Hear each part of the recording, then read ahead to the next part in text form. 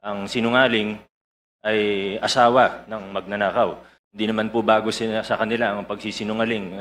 Naobserbahan na po natin ito on the record and in public very many times.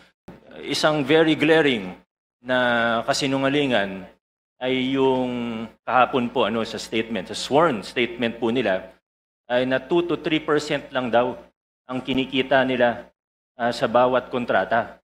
Minsan daw po, lugi pa daw siya. Ang bait naman po ng mga ito. Kung tumatanggap sila ng kontrata sa gobyerno, nagbibid sila para malugi. 2 to 3% of even 100 billion, edi 2 to 3 billion pesos lang po ito. Sila naman po yung nagmalaki at nag-flaunt. Pinagyabang po nila yung lifestyle nila. Sabi ni Ma'am Sara, 11 digits ang assets nila. Mag-ingat po tayo sa mga naririnig po natin. May guilty na senador, may guilty na congressman, may guilty na DPWH officials, may guilty na contractor, at maaaring sa iba pang ahensya ng pamahalaan.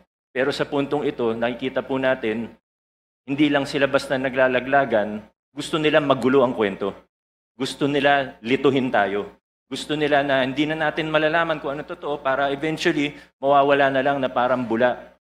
Sa mga pangalan na nabanggit niya po kahapon, naniniwala ako may iba doon, totoo. They have to present evidence, of course. And I think we really have to be careful because in our experience with them, in my experience with them, these are people who are really capable of lying.